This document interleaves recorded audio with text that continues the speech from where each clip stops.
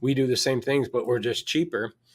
But do they really? Do they offer, videos and at-home delivery, sign on scene appraisals, stuff like that? And they don't. So they just got to cheap sell their stuff. I'm not going to make it easier for you, but I'll give you the cheapest price. Do you want the headache or do you want it easy? More people are going to pay a premium for convenience. And again, doing business the way they want to do it. Don't wait around for the up bus. Get in the driver's seat and take control of your operations. Are you ready to increase profitability, have better processes, and get proactive with your operations? Welcome to the Up Bus Podcast. Here's your hosts, Jasen Harris and Jason Rice. Hey, what's going on, Podcast Nation? It is Jasen Harris here along with Jason Rice. Jason and Jason doing the Up Bus Podcast. Jason, what's up? How you doing? How you doing? Jason with an E-N. N. We call me N and you on. We're going to go with the N and the on. I think, I was thinking about this, when people are listening to audio of this, because you say Jason and then I say Jason. I mean, I can imagine listening to this on the audio side. Who the hell are they talking? Are they talking about themselves in the third person? Is that what's going on here? I tend to do that in my head. Hey man, thanks for taking the time to jam with me today. This is my favorite part of the week is being able to do the Up Bus Podcast with you. If you are joining us for the first time, welcome to the Up Bus. This podcast is dedicated for those in our industry that want to be proactive and not be reactive and sit around and wait for that bus. We get to talk about anything and everything we want to talk about when it comes around being a proactive individual within the automotive industry. We have some great fun topics today. This one I think is incredibly timely. I'm really excited for this episode. Staying the topic of today is staying ahead in a competitive market. I know, Jason, we got a chance to talk a little bit about this before we started recording. It's I can say this now. I can actually say the word competitive market. It feels good again. I feel like it's a word I haven't used in a long time. It is getting tricky for everybody, and that's the hard part. There's a lot of new people in this industry over the last 3 years, and they've never really had to go through this before. So, well, that is totally true. In fact, actually, I've gotten multiple DMs just this week from some salespeople that I've connected over LinkedIn. By the way, guys, if you ever want to connect with me, that's my place of choice for sure. Jason, what's a good place for you? Actually, I text you. Both LinkedIn or Facebook. Well, Yeah. I mean, be able to, again, Jason with the E-N and not an O-N, but that's usually the two best places for me. But I've got those. So the DMs I got this week were salespeople going, pretty much saying the gist of it is, I'm not making as much money as I did 6 months ago. I don't know if I'm going to stay in this business. And, the first thing, that came to my mind is okay, that's exactly what we're talking about today. It is now competitive again, and what are some of the things that we need to, to maintain that competitive mindset? So, okay, our first topic, Jason, I'll let you kind of kick us off. Right. Our first topic is adapting the shifting consumers' preferences.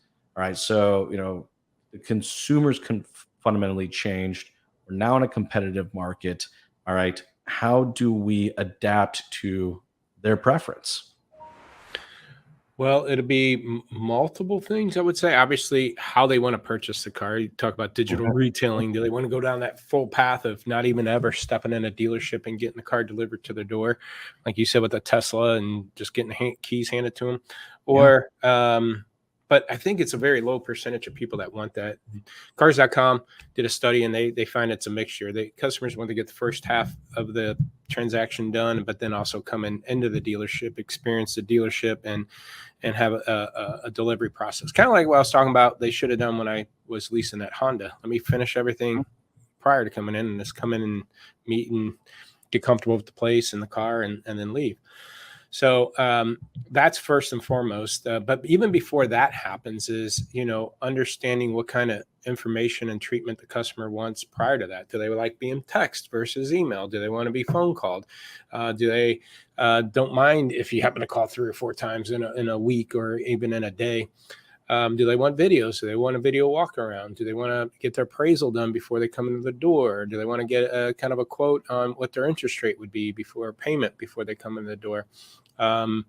I did the same thing on like a boat. I was shopping a boat, but I need to make sure before I even commit to a boat, because that is a different experience. Because you can't just go test drive a boat and, hey, can I test drive that one and everything else? They want you to commit to it. I'm like, and then they schedule a time where you can come in, drive it, and then if you like it, you finish out the paperwork. But they gotta, load the boat up, get it to a dock, load it in, have a driver with you, drive it, bring it back. You like it, you sign up. And I'm like, I don't want to do all that until I know what my payments and everything are going to be. I got a note. I got to pay. I need to know if I can afford it. No. You got to figure that stuff out too. You can't just, hey, when can you be here? Instead of trying to work an appointment to get them in the door, customers probably aren't going to deal with that, especially now after the convenience of COVID, meaning Exactly. so much stuff can be delivered to my door. So much stuff can be done online. These go-to Zoom meetings are, a commonplace now in the world. So can't I do all this before I get in? And once you tell me this is what my trade's worth, this is where my payment can be, everything could be done prior to come in. If anything changes when you get here, obviously that could slow the process down. If your trade's not what you say it is, or our car's not what you thought it would be. But yeah, it starts at the beginning, just trying to figure out how the customer wants to be communicated with, how in depth do they want to go. I would go above and beyond, but that also depends on, well, it doesn't depend. Every car and every customer should be treated the same. Good pay, bad pay. But what I was going to say, if a customer submitted a lead on a car that's maybe fresh, it's priced at a premium, 100 over market, but yet customers are contacting you on that car, I would go above and beyond for that customer, because it's like, man, why are they reaching out to me on this car priced above market? And they're emailing you, so they've done research online. Must be color, equipment, features that they like. So what can I do to engage with this customer to keep that higher, that higher asking price? Obviously there's something about it. So offer it to bring it to the work, offer it to bring them to the house, offer it to appraise the car while you're there. While you bring it to their office, see if there's a trade and see if you can appraise their car while you're there, and just make the process easier. Well, you know what? And I think that's what's going to keep us competitive, right? Because what COVID did, right? Set new expectations. And, maybe I come from the old school of business, but, I've always kind of thought, like, if I'm going to be competitive, then I not only need to meet my consumers' expectations, but I have to exceed my consumers' expectations. And, that seems to be kind of the new norm, is that the expectation is I don't just meet, I have to exceed their expectations, but their expectations have now been crafted over just how frictionless everything has become over the last 24, 36 months, So like, to your point, like, I order groceries online and I still do it, because of just the simplicity of it. Again, we've talked about this. I have 3 young children. Going into a grocery store is like, doing like a Black Ops mission. So there's things that now I almost just have this level of expectation. And I think for businesses to continue to be competitive, they need to either meet that expectation or find ways that they can exceed that expectation. And you nailed it on the head with the way that we communicate. I bought a whole house over text message. Right. I didn't, I made it very super clear to both, both parties and the agency and my mortgage company that, like, look, my preferred method of communication is text message. And they're like, okay, sure, I can do that. And so that's, I think it's listening to our clients. If we're going to be competitive right now, we need to listen to how they continue to want to communicate, engage, purchase. But then the question goes, what does it look like for us to exceed their expectation? Well, simple as, I was teaching my internet people how to make sure they read the lead. Okay.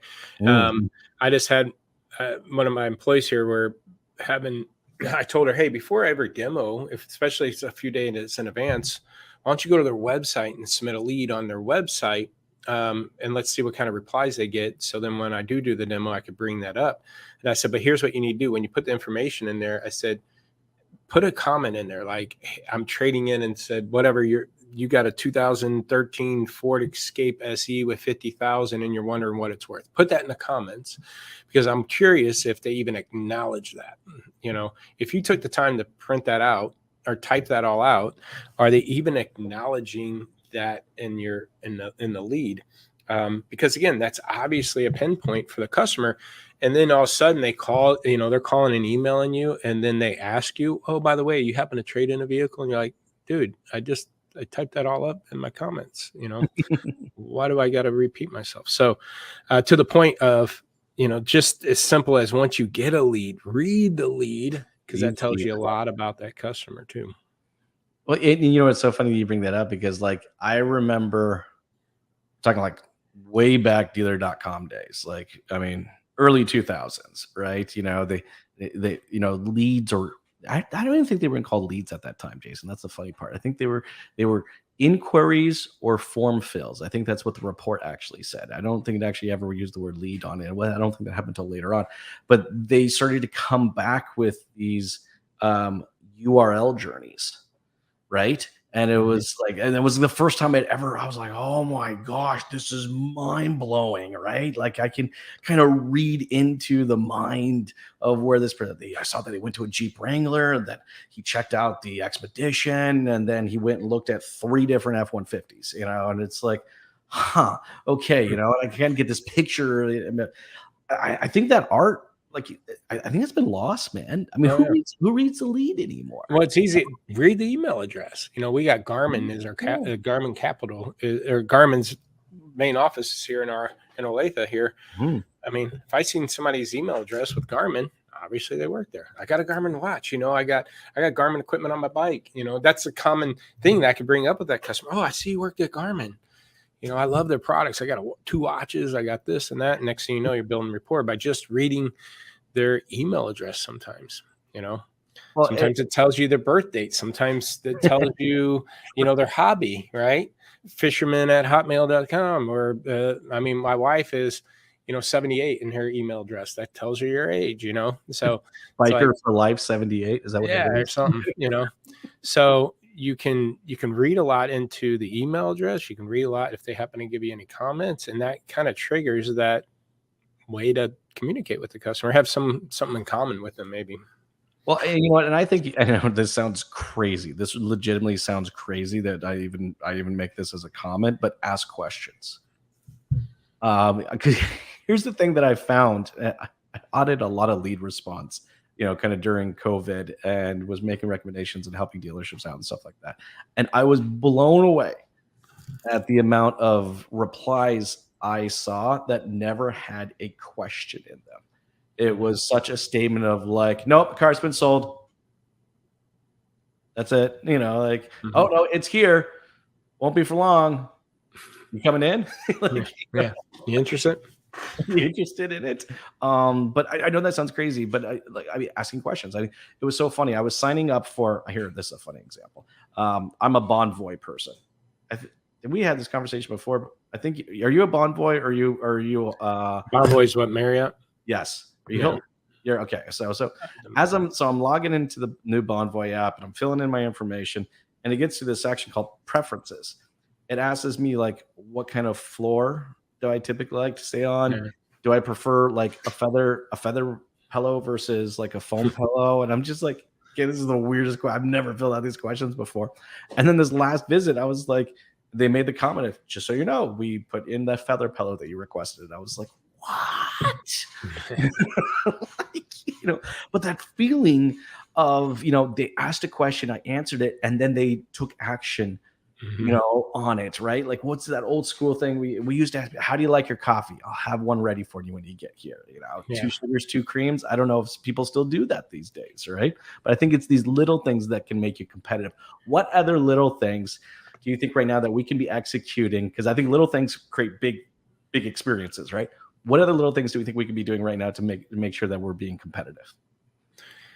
Well, again, I guess staying ahead of your competitors, figure out what they're doing. If they're doing a great job with video content, at-home deliveries, or sight unseen appraisals, right?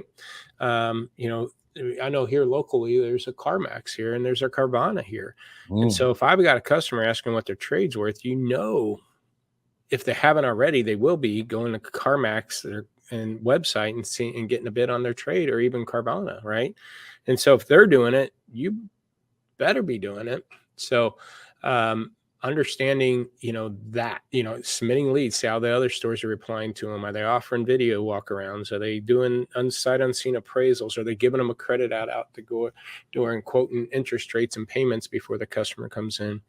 Those are all things that you better stay on top of, because you can blow it off as much as you want, thinking, well, we don't quote prices, the payments, they need to come in and, get everything narrowed down. Okay, well, if you're going to make that hard for me, I happen to stumble in across a dealership that makes it easy for me, you just lost my business, and I might end up buying something different. And I've done that before, so I think, again, just staying ahead of what everybody else is doing. Basically, you just said outperform the customer's expectation. Well, you better outperform the market's expectation of what the market's doing too. I love the fact you bring that up because we are competitive now. Like, we are again, I started off this podcast saying I get to use this word competitive now again, and I feel like it's been on the shelf collecting dust for a while. Yeah. But now it's a real thing.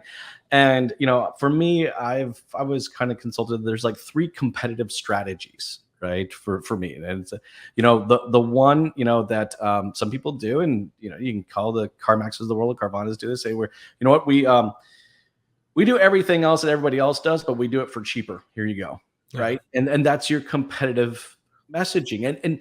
And as much as that might sound bad, it works. Right. I mean, how many times have I bought a product? I'm like, hey, we are the same as this product, but you remove the brand, we're cheaper, or the other strategy I like is head-on competition. Like, hey, we are equally as good as everybody else, but we're better. Here's 3 reasons why. And it's just head-to-head competition. And then, I think what I've seen more of recently is what I call the over-the-top strategy, where it's like, okay, you know what? We're going to be the filet mignon versus the chuck beef. Because look, at the end of the day, it's still a cow, but very, very different. Burger or filet, how do you want it? But we have to, I think, define what our competitive tone is, and then we can go execute on that. And that tone kind of stays with us in everything we do, which is kind of a good subject all the way into our next topic right now is, we're going to talk a little bit about inventory management, right? Because, I think defining our competitive tone gives us direction to how we kind of manage our inventory. And specifically, we're going to talk about balance of supply and demand, because again, we're in a competitive market. So I'd love to kind of get your thoughts on this. How do we stay competitive with supply and demand, balancing that out? Well, first off, if you do everything that we're talking to you about, as far as videos and deliveries and sight unseen appraisals and staying on top and doing business the way the customer wants the business done, that allows you to ask a premium for your product. That helps protect the profit margin. So that takes a while though. That's culture, that's market awareness and branding, and so that takes a little bit of time. But in the meantime, as you're building that out over the years that it takes sometimes to do that, is being aware of even seasonal and market adjustments. Example, a lot of dealerships will use inventory management tools that are given like a market day supply. The problem with the market day supply, it's typically looked at on a 45-day window. And so it's a delayed indicator. And the market shifts, and there's seasonal shifts. You'll see it every year where shopper activity increases in this February, March tax season, right? So sure. In those times, I can ask a little bit of a premium, slow down my turn rates, and just, if there's a market demand there. But then by April, mid-April, at the end of April, that market adjusted 25%. There's 25% less shoppers as the weather starts breaking. People get out of their house, cabin fever, and they start doing things. And they've already completed their purchase if they were going to based on their tax returns. The market slows down. Again, going back to day supply, if I'm looking at April, tends to have the lowest market day supply, even though I just told you shopper count drops 25%. The reason why, so it's opposite. The market day supply is low, like the inventory is turning fast, but yet shoppers, the market just dropped 25% and things slowed down. But again, it's looking 45 days back. So here I am mid-April, 45 days back was beginning of March at the peak of tax season. So if I'm then making pricing decisions based off of, I got a low day supply car, so I'm going to raise my pricing or keep it high. You might be getting jammed up because, again, that low market day supply was based off of 45 days ago when things were good, but now it's not anymore. And then you run into a little bit of a July, August, summer uptick of summer sales events, summer sales-a-thons picks up a little bit. So June and July, you can be a little bit softer, impact your inventory, but by August, mid-August, end of August, start cleaning things up, because right after August, going September, October, November, December, it just goes down from there. So to also be able to not only have the processes right in place to be able to ask a premium. I have some dealers that can sell at 100, 101% of market, and they turn their inventory well. And then there's other dealers that have to sell at 93% of market, 7% below market to keep their inventory moving. Now, it could be just the difference of very competitive market versus a not, or this guy dominates that market. And in order to even beat against him, like you said, we do the same things, but we're just cheaper.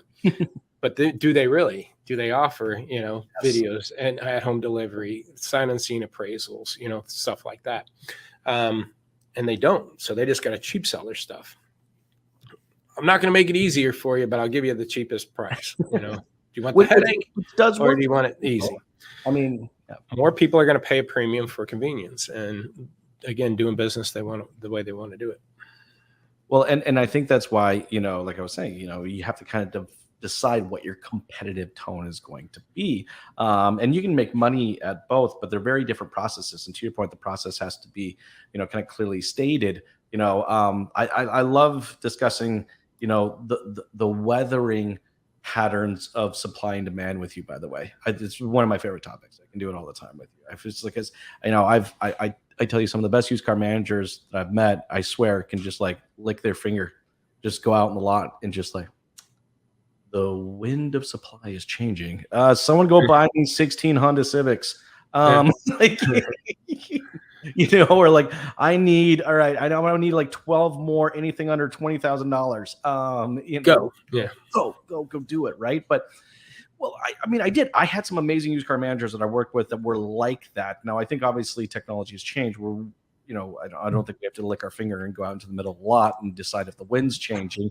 But what are some of the indicators we should be looking for? Including, you've already kind of talked about some of the seasonal indicators. Any other indicators we should be looking for? I would tell you two areas: vehicle segment type and vehicle price buckets. I believe that the customers are going to be segment and price loyal more so than brand loyal when it comes to the average consumer in a average to low economy or tough economy. And with inflation, higher interest rates, we're in that scenario right now. So customer might want a 2020-ish or newer Ford F-150 around 40 grand, right? So they can find plenty of those out there. But if it sells, or if they happen to come in and maybe the car's just not right, or they open to other large pickup trucks around 40 grand, like a Silverado or a Ram, and maybe they're just domestic versus import loyal. You find that more on truck buyers. There are diehard Ford guys and Ram guys, but there's more, hey, I'll buy a domestic. I won't buy an import. I like Ford, but I'll take a Chevy. I don't want a Ram. That would be my profile, and say, okay, my budget's 40 grand.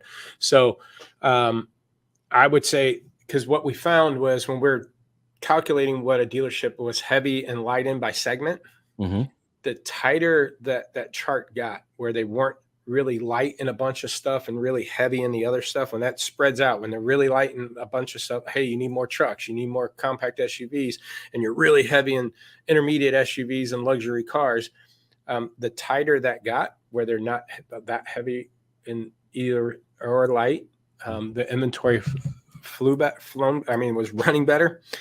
And then same with budgets, inventory dollar amounts, 30 to 35 grand, 35 to 40 grand, when those were tighter, when we're not having a bunch of $50,000 and $55,000 and we need a bunch of 20 and 25 granders, and my inventory's out around based on what my average is. And once you tighten both those up, those would be the two metrics that I would be managing off of as far as carry to sale rates. Because again, if you can also stock based on lead information. That's what we're doing. I was just on a demo today. I think it was a like a 2017 Explorer Platinum or something like that. And they sold 3 of them, don't have any in stock, and they had over 8 active leads still. Well, there you So go. if they buy another 2017 Ford Explorer Platinum, they already have 8 people to talk to based on that segment. Yes. Intermediate SUV around 35 grand that they get to talk to. And so again, I get to then circle back to these 8 people, tell them the car that they wanted to buy that I can no longer sell them is gone. I'm here now to help you buy something. And by the way, we got another one in. So when you can start stocking to segment and price points based off of lead data, you already have an active audience there. And now you can reach out to them. Hey, I'm sorry that car sold. So obviously you have to buy something else. What can I help you find? What are you looking for? Oh, by the way, I got 3 of them in that segment and price point. That is like literally by definition, the up bus, right? Like instead of sitting around waiting, for the winds to change, all right, you're being proactive. You're looking at the data, and you're making decisions in real time. I mean, it's there. It's funny. It's right in front of you.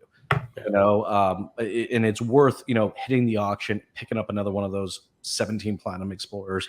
All right, and working the 10 or 8 or 10 leads that you still have sitting on that.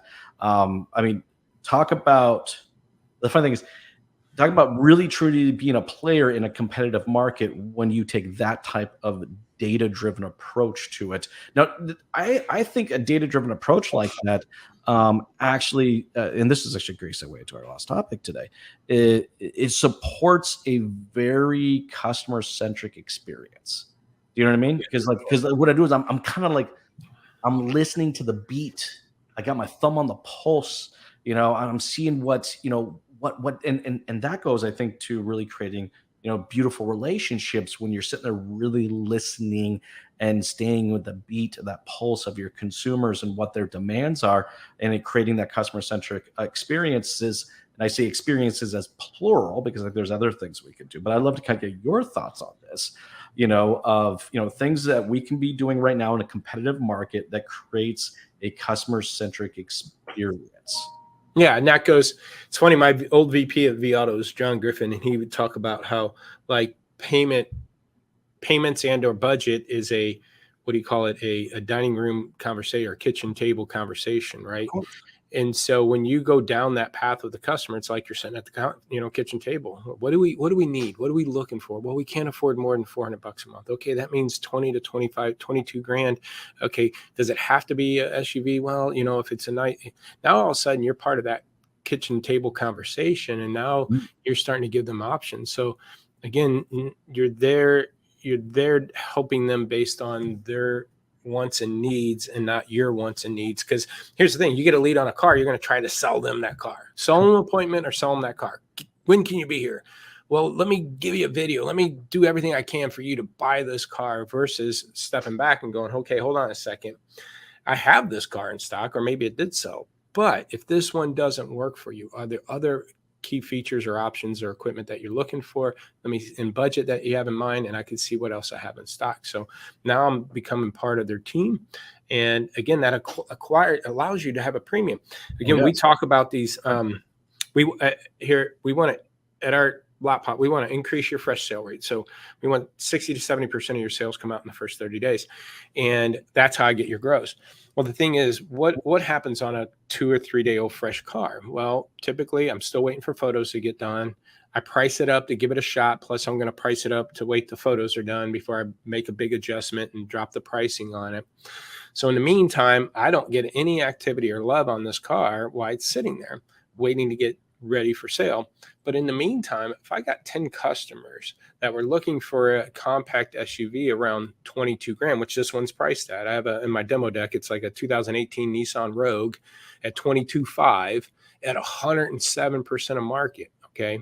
So of course I don't have any leads. I'm 7% above market. Don't have photos yet, but I show they have 7 active customers looking for a compact SUV around 22 grand. So that 7 customers doesn't know I'm at 107%. All they know is, man, I got this fresh trade in. It's, just got in. Great news. I could send you some photos. It's not fully detailed yet, and it's in your budget. You said you wanted to be around $400 a month. This thing falls right in there. Let me get you some photos if you're interested. And now again, the guard's down, and I'm actually earning that 7% if I'm going above and beyond for that service. Again, and that's that steakhouse experience, not the White Castle experience. Yeah, we stayed at the Four Seasons in Spain, and I would never spend that kind of money on a hotel, but I got invited to go there to speak, so I got some of it covered. But after staying there, man, I'm like, oh man, and we even paid up for the airfare. I did like the first class stuff, the Delta First or whatever Delta Plus, where you get to lay down and everything.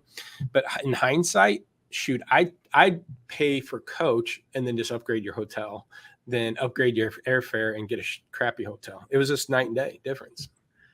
And that's what I think, for anybody out there watching and listening right now, and then, we're getting towards the tail end of our conversation today, but, this is what it takes to be in a competitive market. You can't be waiting for that up bus anymore, guys. The up bus, they've pretty much taken your stop, and then they don't stop there anymore. Okay. Like it's done. You got the up bus in your data. That's right. It exists there. You need to have the process and the people and the technology to be able to craft out, that experience, but it's all comes down to a proactive mindset. All right. To be able to create customer-centric experiences, to use inventory, data management, and to craft out better strategies versus just sticking your tongue, your finger in the air and trying to determine when the winds is changing, but then also staying on top of those shifting consumer preferences. Like what we started at the very beginning of our conversation today, right? It's being proactive. It's meeting the customer where they want to be met. And that creates that steakhouse or that Four Season experience because it's worth it, right? I mean, it's worth it. Is that amazing or what? Right? Oh yeah. And I walk in and it's a new person at the counter, but they say, "Hey, Mr. Rice." I'm like, "How do you know my freaking name?" I don't have a badge on me, but they did. It's weird. Hey, everyone out there watching and listening, we really appreciate you guys taking the time to listen to this. This has been episode 7 of the Up Bus, and we've had so much fun, talking about staying ahead in a competitive market. If you like this content and you would like to explore more great content, you got to check out theupbus.com. All right. There's some amazing new, fresh content. You can also now sign up. By the way, definitely sign up. There might be some special surprises for you guys out there. But anyways, encourage you guys to check out theupbus.com. Jason, thank you so much for taking the time to jam with me today, dude. This has been a blast. I love these things. They're so much fun. Thank you, man. I appreciate it too. All right. Talk to you next episode. Appreciate it. See you. Thanks for tuning in to the Up Bus Podcast with your hosts, Jasen Harris and Jason Rice. To stay up to date with all our content, be sure to like, comment, and subscribe. Happy podcasting.